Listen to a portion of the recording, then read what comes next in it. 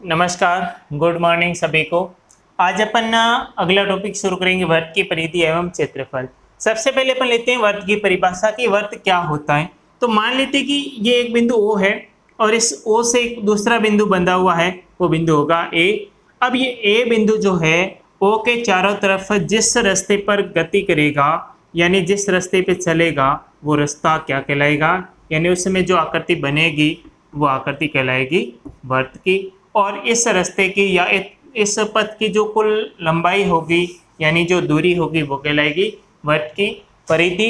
और ये ए बिंदु जिस बिंदु से बंधा हुआ है, इन दोनों बिंदुओं के बीच की जो दूरी होगी वो कहलाएगी वर्त की त्रिज्या, जिसको आर के द्वारा दर्शाया जाएगा। तो अपन ने वर्त की लिखते हैं परिभाषा। तो परिभाषा किसी बिंदु से निश्चित दूरी पर स्थित, सभी सुन के लिख सकते हो कि किसी बिंदु से निश्चित दूरी पर स्थित बिंदु कि उस बिंदु के चारों ओर की जो चारों ओर गति करने के लिए जो रास्ता होगा, जो पथ होगा, उस पथ को कहते हैं वर्त। और उस पथ की जो दूरी होगी या लंबाई होगी वो कहलाएगी वर्त की परिधि। परिधि क्या कहलाएगी? परिधि कहलाएगी कि वह बिंदु जिस रास्ते पर गति करेगा, यानी कि इस भाग को अपन, इस सर्किल को अपन खोलेंगे। जैसे मान लेते हैं कि ये बिंदु A है, यहाँ से A को अपन खोल करके इस रास्ते को, यानी कि इस सर्किल को इतना लंबा बनाते हैं, तो ये जो कुल दूरी होगी वो दूरी वर्त की क्या कहलाएगी? परिधि कहलाएगी। यानी ये जो दूरी इसके बराबर होगी। परिधि के लिए फॉर्मूला क्या होगा? तो फॉर्मूला होगा 2πr। और R क्या होगी? R होगी इस O से A तक की दूरी। O क्या कहलाएगा? O कहलाएगा इस वर्त का मूल बिंदु या केंद्र बिंदु। O कहलाएगा इस वर्त का मूल बिंदु। R क्या होगी? तो R होगी इस वर्त की त्रिज्या। फिर आएगा क्षेत्रफल। क्षेत्रफल क्या होता है? तो क्षेत्रफल होता है कि किसी बंद आकृति द्वारा घेरा गया स्थान। क्षेत्रफल क्या होगा? तो क्षेत्रफल ये होगा कि कोई सी भी बंद आकृति है, वो बंद आकृति जितने भाग पर बनी हुई है वो भाग उस आकृति का क्षेत्रफल कहलाएगा। जैसे अपन ये त्रिभुज ले रहे हैं, तो ये त्रिभुज जितने भाग पे बना हुआ है वही भाग इस त्रिभुज का क्षेत्रफल कहलाएगा।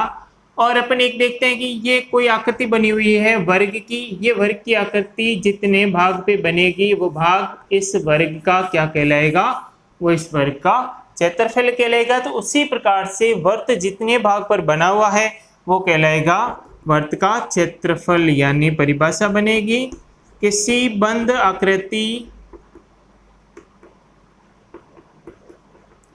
द्वारा घेरा गया स्थान। किसी बंद आकृति द्वारा घेरा गया स्थान क्षेत्रफल कहलाएगा। और क्षेत्रफल का जो मात्रक होगा वो मात्रक क्या होगा? तो वो मात्रक होगा वर्ग इकाई। वर्ग इकाई। अब इकाई यानी यदि त्रिज्या सेंटीमीटर में है तो वर्ग सेमी आएगा, त्रिज्या मीटर में है तो वर्ग मीटर आएगा, या त्रिज्या का यूनिट जो भी होगा वही वर्ग इकाई आएगा। अब क्षेत्रफल का फॉर्मूला क्या होगा? फॉर्मूला होगा πr²। और यहाँ पर पाई का मान क्या होगा? तो जहाँ पर जो है पाई का मान होगा 22/7 या 3.14। 3.14 कब रखना है? जब आपको ये मान रखने के लिए प्रश्न में कहा जाएगा। अन्यथा आप जब प्रश्न में पाई के बारे में कोई उल्लेख नहीं होगा तब कौन सा मान रखोगे? तब पाई का मान रखोगे 22/7। या फिर अपन देखते हैं कि त्रिज्या का मान ऐसा हो जिसमें 7 का भाग पूरा पूरा नहीं जा रहा है, तो उस कंडीशन में आप ये वाला मान पाई का रख सकते हो।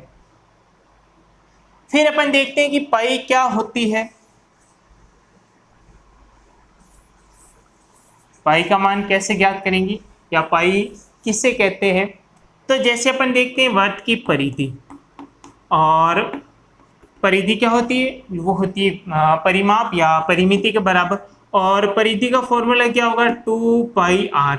इस वाले फॉर्मूले को थोड़ा अपन अलग लिख लेते हैं, यानी परिधि बराबर हो जाएगा 2πr को अपन यदि पाई इंटू 2r लिखें, यानी 2 को यहाँ से यहाँ रख लेते हैं तो क्या आएगा। अब ये 2r क्या होता है, तो ये 2r होता है व्यास के बराबर, यानी इसको अपन लिखते हैं पाई इंटू उस वर्त का क्या होगा, ये व्यास होगा। परिधि किसके बराबर होगी, तो परिधि होगी पाई इंटू व्यास के बराबर। यहाँ से आपको मान ज्ञात करना है पाई का, तो ये व्यास जो है वो पाई के इंटू में है, पक्षांतर करोगे तो भाग में आ जाएगा और पाई बराबर क्या रहेगा, पाई बराबर रहेगा परिधि बट्टा उस वर्त का व्यास, यानी वर्त की परिधि और वर्त के व्यास के अनुपात को ही पाई कहते हैं। पाई क्या होगा, तो पाई होगा वर्त की परिधि तथा वृत्त के व्यास के अनुपात को पाई कहते हैं। और पाई का जो मान अभी अपन ने लिखा वो मान होता है 22/7 या 3.14। अब यहाँ से अपन देखते हैं, वो पहले अपन ने पढ़ा था कि पाई एक जो है अपरिमेय संख्या है। वो अपरिमेय संख्या क्यों है, क्योंकि पाई का जो मान है वो निश्चित नहीं होता है। इनका निश्चित मान, निश्चित का मतलब ये हुआ कि 22 में 7 का भाग दो, शेषफल कभी 0 नहीं आएगा। जब शेषफल 0 नहीं आएगा, ऐसी संख्या जिसमें अपन जो है भाग देने पर शेषफल 0 नहीं मिलता है, वो सारी अपरिमेय कहलाएगी, क्योंकि उनका मान जो है अनिश्चित होता है। अनिश्चित मान होने के कारण वो सारी संख्या अपरिमेय कहलाएगी। इस कारण से 22/7 भी कैसी होगी, अपरिमेय होगी। फिर अपन इससे आगे बढ़ते हैं और देखते हैं वर्ग 2 सकेंद्रीय वर्त। सकेंद्रीय वर्त क्या होता है, सकेंद्रीय वर्त यानी ऐसे दो वर्त जिनका केंद्र बिंदु एक ही होता है। ऐसे वर्त जिनका केंद्र बिंदु ओ उभयनिष्ठ होता है। उभयनिष्ठ का मतलब क्या होता है, कॉमन होता है। उसे क्या कहते हैं, उसे सकेंद्रीय वर्त या वलय कहते हैं। इसका दूसरा नाम क्या है, इसका जो अन्य नाम होगा वो नाम होगा वलय। वलय या वर्ताकार वलय, या तो केवल वलय कहेंगे या फिर कहेंगे वर्ताकार वलय।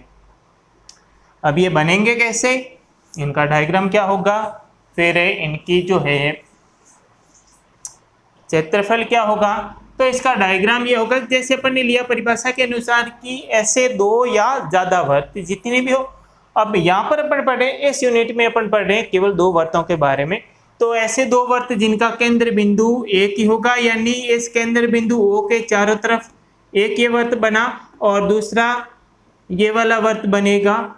इन दोनों वर्तों को क्या कहेंगे, इन दोनों वर्तों को कहेंगे सकेंद्रीय वर्त। क्या कहेंगे इनको, सकेंद्रीय वर्त। यहाँ से अपन देखते हैं कि इस O से इन दोनों वर्तों की दूरियां अलग अलग है। एक इस वर्त की दूरी होगी, दूसरी यहाँ से दूरी होगी। ये दूरी कम है, ये दूरी ज़्यादा है। तो जो ज़्यादा दूरी होगी उसको अपन R1 लेंगे, जो कम दूरी होगी उसको क्या लेंगे, R2 लेंगे। और यहाँ पर जो भी फॉर्मूले लगेंगे वो फॉर्मूले एक कंडीशन पर आधारित होंगे। या वो कंडीशन क्या होगी, यानी उस कंडीशन को अपन कह सकते हैं कि शर्त ये होगी, यहाँ पे ध्यान रखना कि R1 का मान किससे बड़ा होगा, R2 से। यानी R1 जो है R2 से बड़ा है या R1 greater than R2। R1 क्या होगी, R1 क्या होगा, यहाँ पे R1 जो होगा वो उसकी बाह्य त्रिज्या और R2 होगी आंतरिक त्रिज्या।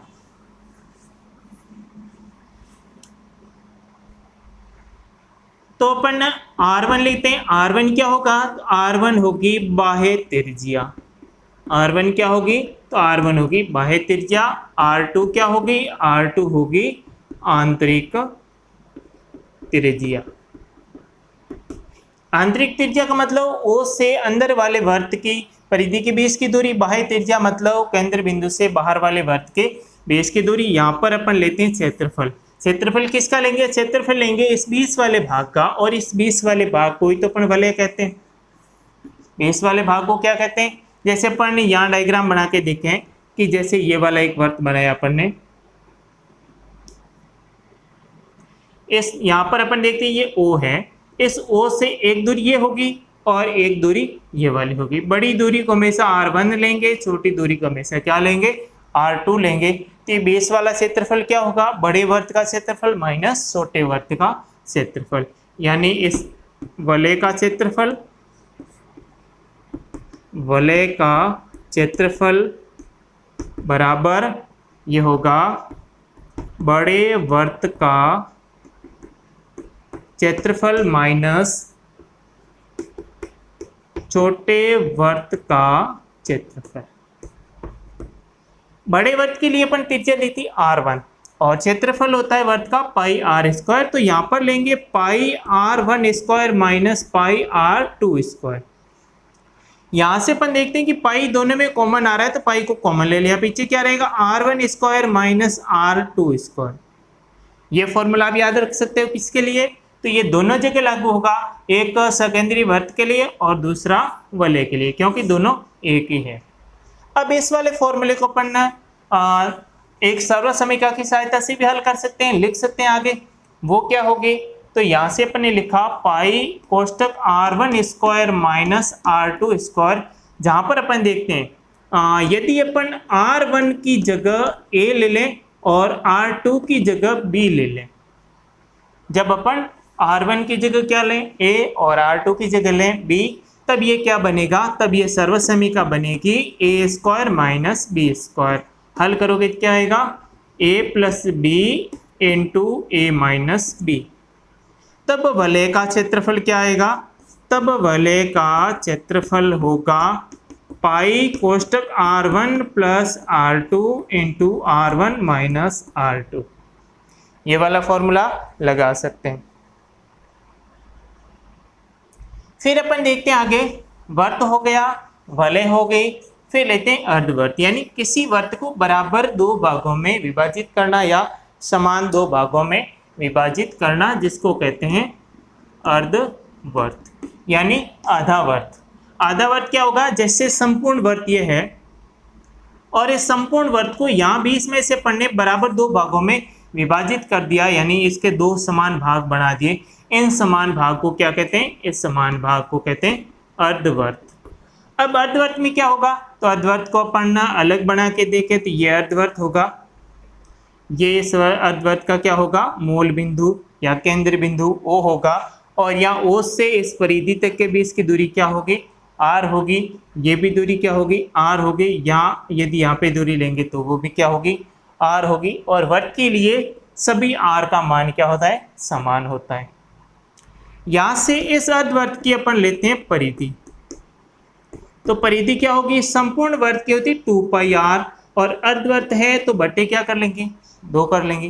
क्या ये परिधि हो जाएगी? ये तो दूरी होगी, इसके लिए अपन A से चलना शुरू किए, B तक पहुंचे तब की दूरी। लेकिन परिधि कब कहलाएगी? परिधि तभी होगी जब अपन A से चलना शुरू किए, इसकी चक्कर लगा के वापस A पर पहुंचेंगे। तो A पर पहुंचने के लिए और कितनी दूरी तय करेंगे? प्लस दूरी तय करेंगे R और R, यानी R प्लस R कितनी हो जाएगी? 2R। यहाँ से 2 से 2 कैंसिल, और ये हो जाएगा पाई R प्लस 2R। यदि यहाँ से अपन R को कॉमन ले लें तो पाई प्लस 2 इंटू R, ये हो जाएगी अर्धवर्त की परिधि। फिर अपन लेते हैं अर्धवर्त का क्षेत्रफल। अर्धवर्त का क्षेत्रफल क्या होगा? यानी ये वर्त जितने भाग पे बना हुआ है वही भाग कहलाएगा। तो ये अर्धवर्त है तो आधे भाग पे ही बना है, तो आधा करने के लिए उसमें किसका भाग देंगे? तो आधा करने के लिए भाग देंगे 2 का। फिर अपन अगला टॉपिक लेते हैं चतुर्थांश। कई बार पूछा जाता है चतुर्थांश क्या होता है? जैसे ग्राफ में अपन ने पढ़ा था कि ग्राफ को बराबर 4 भागों में विभाजित करना और प्रत्येक भाग जो है चतुर्थांश कहलाएगा। उसी प्रकार से यदि इस ग्राफ को समझने के लिए यहाँ से अपन एक वर्त बना दें, तो इस वर्त में जो ये वर्त को बराबर 4 भागों में अपन ने विभाजित किया, तो यहाँ से जो है प्रत्येक भाग इस वर्त का क्या कहलाएगा? प्रत्येक भाग इस वर्त का कहलाएगा चतुर्थांश, यानी चतुर्थांश यानी चौथा भाग। चतुर्थांश की परिधि क्या होगी? परिधि तो वही होती है कि जिस बिंदु से अपन चलना शुरू हुए वापस उस आकृति के चारों तरफ एक राउंड लगा के उसी बिंदु पर आना। संपूर्ण वर्त का क्या होती है परिधि? 2πr। और ये चतुर्थांश है तो बट्टे क्या करोगे? 4। और ये दूरी r है, ये दूरी r है, तो r प्लस r इसमें ऐड हो जाएगी यानी 2r। यहाँ 2 से ये 4 कैंसिल हो जाएगा 2 बार, यानी रहेगा अपने पास में πr बट्टे 2 प्लस 2r, या फिर πr बट्टे 2 प्लस πr बट्टे 2 प्लस उस वर्त का व्यास 2r यानी व्यास होगा। और क्षेत्रफल क्या होगा? तो क्षेत्रफल होगा ये संपूर्ण का चौथा भाग है। चौथा भाग कैसे ज्ञात करोगे? 4 का भाग देके करोगे, तो πr² बट्टे 4 ये हो जाएगा इस चतुर्थांश का क्षेत्रफल। फिर अपन शुरू करते हैं प्रश्नावली। इसमें कुछ जो है प्रश्न घड़ी से संबंधित भी दे रखे होते हैं, तो थोड़ा उनके बारे में अपन अध्ययन कर लेते हैं। क्योंकि घड़ी में जो मिनट है या घंटे की जो सुई है वो त्रिज्या का काम करेगी, और उस सुई का जो शीर्ष होगा वो जो है जितनी दूरी में यानी जिस स्थान पे घूमेगा वो परिधि कहलाएगी, और वो सुई जो है जिस स्थान पर या जिस बिंदु पर बंधी हुई है वो बिंदु O कहलाएगा। मान लेते हैं कि ये कोई घड़ी है और यहाँ पर एक बड़ा जो सुई होती है वो कहलाती मिनट की और छोटे वाली कहलाती घंटे की। यहाँ पर 12 लिखा हुआ है, यहाँ पे 3 है, यहाँ पे 6 है, यहाँ पे क्या है 9, यानी कि यहाँ 1 होगा, 2 होगा, 4 5 6 हो गया, 7 8 और 10 11 और 12। ये घड़ी में किसकी सुई? मिनट की। कौन सी सुई ले रहे हैं अपन? मिनट की सुई ले रहे हैं। मिनट की सुई इस 12 से शुरू हुई और इसमें चारों तरफ चक्कर लगा के वापस 12 तक पहुंचेगी, तब वो जो है कितना कोण बनाएगी? 360 डिग्री का। और समय कितना लेगी? समय लेगी 60 मिनट का।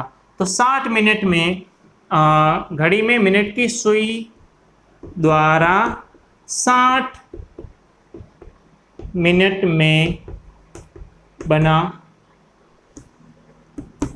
कोण बराबर कितना आएगा? 360 डिग्री। 60 मिनट का मतलब होता है एक चक्कर। 60 मिनट का मतलब क्या होता है?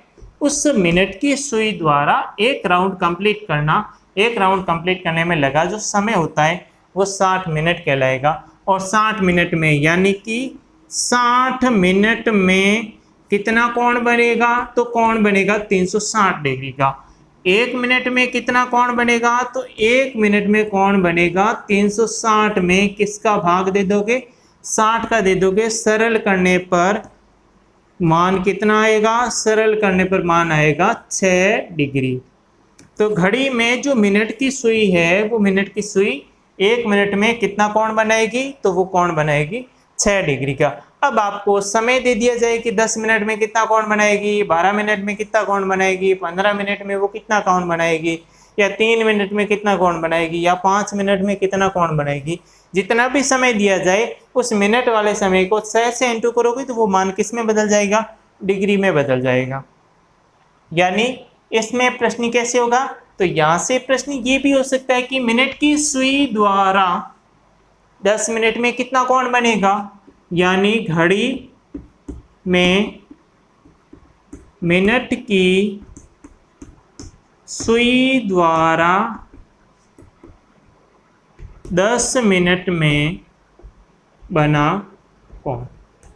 10 मिनट में कितना कोण बनेगा? अपन को ये पता है कि 1 मिनट में जो कोण बनेगा वो कितना है? 6 डिग्री का। इसलिए 10 मिनट में कितना? तो जो 1 मिनट में बना उसको किससे इंटू कर लोगे? 10 से, और 10 से इंटू करने पर जो मान आएगा वो 10 मिनट में बना कोण कहलाएगा। अब अपन लेते हैं घंटे वाली सुई। ये तो मिनट का काम कंप्लीट हुआ। इस वाले को अपन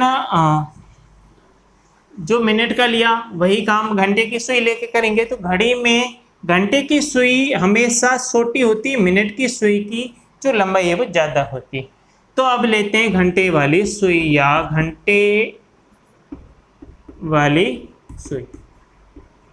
अब देखो घंटे वाली सुई जो है एक चक्कर में कितना समय लेगी, तो ये एक चक्कर में एक राउंड लगाने में लगा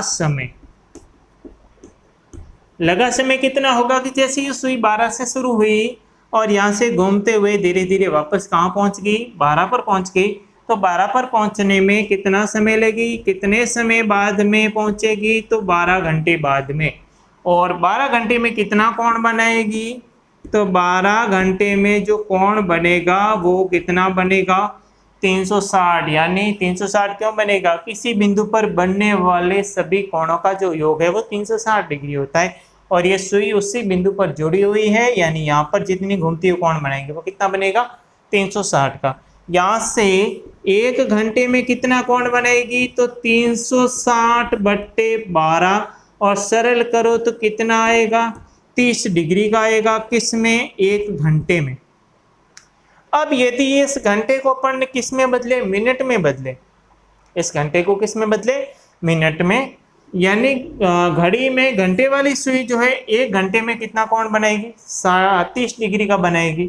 और यदि यही घड़ी अपन ले कि जो है घड़ी में घंटे वाली सुई जो है मिनट में कितना कोण बनेगी, यानी क्या होगा, घड़ी में घंटे वाली सुई द्वारा एक मिनट में बनाया कोण या बनाए कोण का मान। यहाँ पर अपन ने देखा कि ये वाली सुई जो है एक घंटे में कितना कोण बना रही है, एक घंटे में 30 डिग्री का बना रही है। घंटे को किस में बदल दो, मिनट में बदल दो। मिनट में बदलने के लिए क्या करेंगे, अपन को पता है कि एक घंटा बराबर क्या होता है, 60 मिनट होता है। इस घंटे की जगह क्या लिख दोगे, 60 लिख दोगे। यानी 60 मिनट में कितना कोण बनेगा, 30 डिग्री का। एक मिनट में कितना कोण बनेगा, 30/60। सरल करोगे तो क्या आएगा, 1/2 डिग्री, यानी आधा डिग्री। कितना मान आएगा, आधा डिग्री। किसके द्वारा, घंटे की सुई द्वारा एक मिनट में बना कोण। घंटे की सुई द्वारा एक मिनट में बना कोण बराबर 1/2 डिग्री। बने कोण का मान कितना होगा, 1/2 डिग्री। और एक मिनट की जगह समय अपन 1 घंटा लें तो कितना कोण बनेगा, तो वो कोण बनेगा 30 डिग्री का। और मिनट वाली सुई द्वारा एक मिनट में बने कोण का मान क्या होगा, 6 डिग्री का होगा। और यहाँ से भी अपन मान ज्ञात कर सकते हैं, वहाँ से भी अपन मान ज्ञात कर सकते हैं।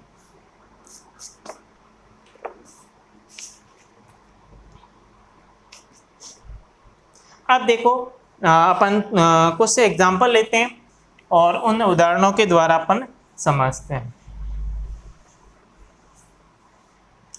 तो उदाहरण यानी अपन एक उदाहरण अपन को दे रखा पहला कि वृत्त की परिधि जो है 132 सेमी है, तो त्रिज्या ज्ञात करो।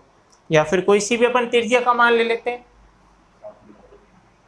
अपन एक और एग्जाम्पल ले लेते हैं, उस एग्जाम्पल से सभी का मान ज्ञात करेंगे। यानी वृत्त की परिधि क्षेत्रफल, अर्धवृत्त की परिधि क्षेत्रफल, चतुर्थांश के लिए। यानी यहाँ पर दे रखा है आर का मान ले लेते हैं 7 सेमी। और फिर यहाँ पर लेते हैं वृत्त की परिधि, फिर आएगा वृत्त का क्षेत्रफल, और फिर आएगा यहाँ पर अपन लेते हैं अर्धवृत्त की परिधि, और फिर है अर्धवृत्त का क्षेत्र। सभी के लिए आर का मान तो वही रहेगा। यानी यहाँ पर आर का मान कितना है, 7 सेमी। आर का मान कितना है, 7 सेमी। आर का मान कितना है 7 सेमी, आर का मान कितना है 7 सेमी।